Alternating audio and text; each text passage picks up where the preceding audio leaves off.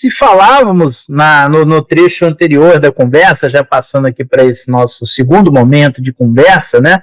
Se falávamos que estamos hoje, no ano de 2024, numa transição, né? Em que algumas aplicações, alguns aplicativos, alguns sites que a gente utiliza no dia a dia começam a se aproximar cada vez mais dessas tecnologias e da lógica de funcionamento da Web 3, algumas ainda estão ali na Web 2. Então a gente está tipo numa Web 2,5.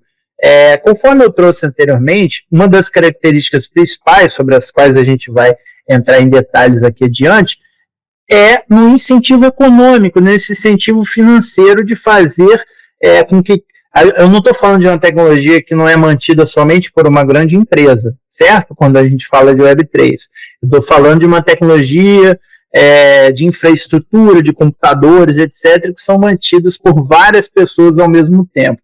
Então, a gente sai desse paradigma, a gente sai completamente dessa lógica de Web 2 e a gente migra para a Web 3 muito por conta desses incentivos econômicos, ou seja, muito por conta do que a tecnologia blockchain tornou possível desde sua criação no ano de 2009, principalmente quando novas aplicações mais amplas, né, quando as pessoas por trás da criação e principalmente da expansão dessa tecnologia começaram a perceber que ela poderia ser útil para muito mais coisa.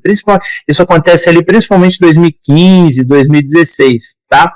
A blockchain ficou famosa porque foi ela que deu base à criação do Bitcoin, né? Bitcoin é a primeira moeda digital 100% independente de bancos comerciais ou de bancos centrais em seu funcionamento.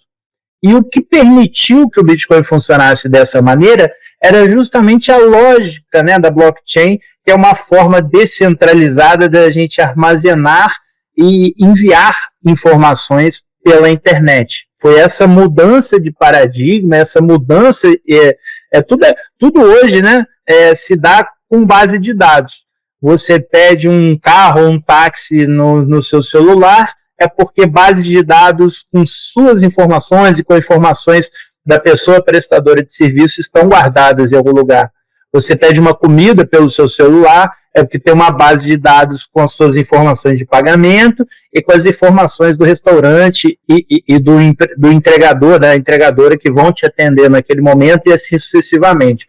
O que blockchain fez, tá, é simplesmente com que essa base de dados, ao invés de ela ser controlada e dominada por uma única pessoa, qualquer pessoa pode ser uma parte contribuidora desse processo, ou seja, as informações deixaram de estar somente, digamos assim, como uma pessoa, como uma empresa, para elas poderem ser armazenadas de forma colaborativa, literalmente por milhões de pessoas mundo afora.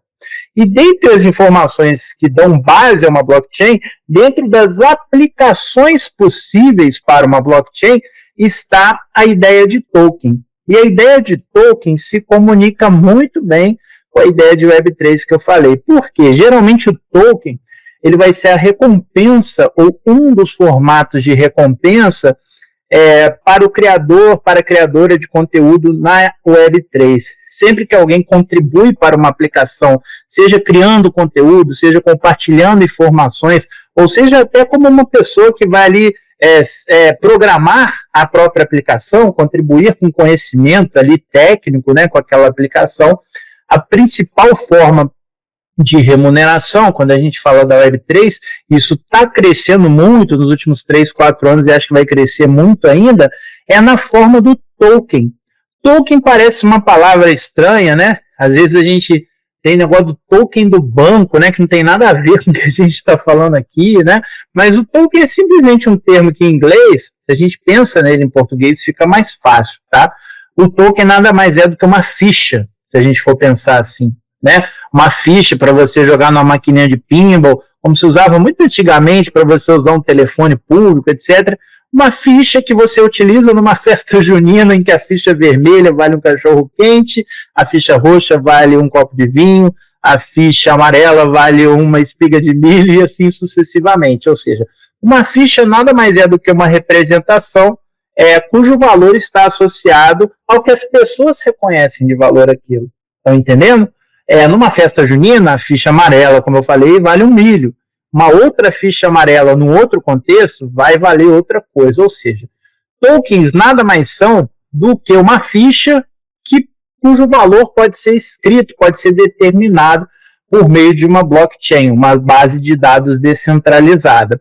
O principal trunfo da gente ter tokens numa blockchain é justamente essa capacidade de você poder determinar o valor que você quiser. Então, vamos dizer assim, na minha aplicação de Web3, como no caso do Avant-Garden, vamos dizer assim, do qual eu sou um conselheiro, eu posso determinar que toda pessoa que contribuir ali com informações sobre uma árvore vai ganhar um adesivo, um token digital único que serve como se fosse uma medalha de pessoa que contribuiu para caramba para isso aqui, você vai poder ter ali de recordação e mostrar para as outras pessoas. Nesse caso, eu estou falando de um token não fungível, né? Ou seja, como se fosse um certificado, como a gente está vendo aqui, como se fosse um diploma de pessoa que contribuiu para caramba. Isso pode ter um valor, seja nessa aplicação do Avant-Garden ou em outras, um valor de um item de recordação, um valor de um item ali sentimental. Poxa, vou guardar isso aqui como reconhecimento para eu mostrar para os meus amigos, para os meus familiares, que realmente a aplicação do Avant-Garden, eu tenho um certificado de autenticidade de que eu sou um grande contribuidor aqui dessa plataforma. Assim como um token não fungível, ele pode ter até um valor oficial. O que é um token não fungível? É algo que é único. Muitas pessoas, né, algumas pessoas utilizavam até o NFT, né, de token não fungível em inglês, tá? Então, o token não fungível é essa versão da informação, essa versão dessa tecnologia implementada numa base de dados blockchain que tem esse caráter único.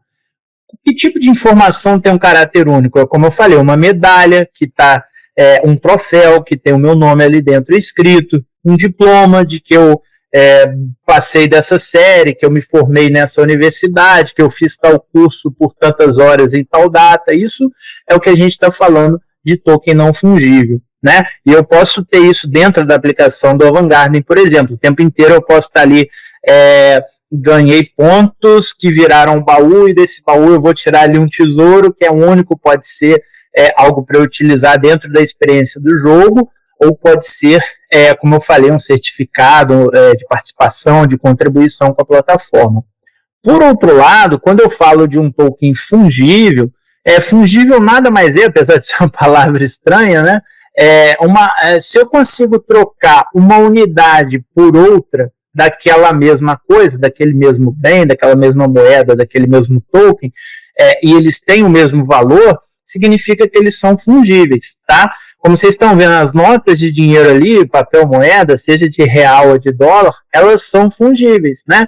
Não interessa se a nota de 10 reais é do Gabriel, ou se é do Paulo, ou se é da Maria, todas valem 10 reais, né? A única forma de uma nota passar a valer mais que a outra é se for uma nota antiga, limitada, que na mão de um colecionador, apesar do valor de face ali nas ruas ser de 10 reais, aquela nota é muito clássica e tem um maluco aí, uma pessoa que compra colecionador, né, por 30, 40, 50 reais, aí aquela nota se torna uma não fungível, digamos assim. Mas a única diferença é que tokens não fungíveis são uma forma de nós representarmos certificações, medalhas, escrituras, títulos, né, como está escrito aqui na imagem, que você estabelece a partir de uma rede blockchain de maneira descentralizada. Enquanto que quando falamos do paradigma da informação fungível, estamos falando ali de moedas que podem representar pontos, né? Que você pode ter várias unidades que vão somando. Eu ganho uma, depois eu ganho duas, depois eu ganho 10, e agora meu saldo é de 12, né? E essas 12 unidades, essas 12 moedas digitais, né? Um token fungível nada mais é do que um outro nome para uma moeda digital que exista dentro de uma aplicação na internet, nesse contexto de Web3, principalmente. Como eu disse, na aplicação do Avant-Garden, é possível, por exemplo, que a gente estabeleça um nível de pontuação. Então, você recebe ali um NFT, né, um token não fungível que demonstra que você é um grande contribuidor a cada X árvores que você mapeia ou a cada Y regiões que você visita, circuitos, né? como quando eu estabeleço ali um sistema de pontos, um sistema de tokens, cada atividade, cada microatividade ali é recompensada por você estar contribuindo com a comunidade. Então, você vai receber hoje 2 tokens, depois 3, depois 5, depois mais 5, depois mais 10, agora você tem 25 tokens, 25 moedas, 25 fichas, e a partir do acúmulo dessas fichas, a gente pode, por exemplo, estabelecer que elas possam ser trocadas por bens ou serviços e alguns parceiros. Então, a gente fechou o parceiro com a empresa de água, então a cada 20 moedas que você acumula ajudando a mapear as árvores na sua região, ou nos circuitos que você visitar, você vai poder trocar por uma água de coco para te incentivar a fazer isso, ou uma água, e até sucessivamente. Se a gente fala em outros tipos de aplicação, né, até aquele sisteminha da fidelidade, fui ali no barbeiro, fui ali no cabeleireiro, em vez de juntar carimbinho, você pode juntar moedas, fichas, tokens dentro da sua wallet, né, que vai funcionar. A gente ainda fala muito, né, de blockchain, de base de dados, essas coisas tendem a ficar cada vez mais por trás dos panos. A gente vai ter que falar cada vez menos nisso e muito mais no impacto, né, a questão da descentralização, a questão da desintermediação, a questão de nossas informações ficarem cada vez menos dependentes de terceiros e passarem a ser cada vez mais nossas, né? É como se eu dependesse não mais de um banco para enviar dinheiro da pessoa A para a pessoa B. É como se eu dependesse cada vez menos do correio para enviar mensagem de uma pessoa A para uma pessoa B. É como se eu dependesse cada vez menos, sei lá, de um cartório ou de um sistema de registro tradicional para eu ter uma escritura, um título no meu nome que possa ser transferido, né, um título de propriedade de A para B. Esse é o impacto que a Web3, que a blockchain e que a utilização de tokens vem tendo e tende a ter cada vez mais no nosso mundo, seja nesse token não fungível, ou seja no que a gente chama de token fungível, tá? Eu queria deixar esses pontos aqui para conversa, esses pontos aqui esclarecidos, para que a gente possa, no nosso próximo papo aqui na sequência, falar um pouco mais das aplicações dessa tecnologia, não somente como eu contextualizei aqui dentro do Avant Garden, mas também em outros cenários.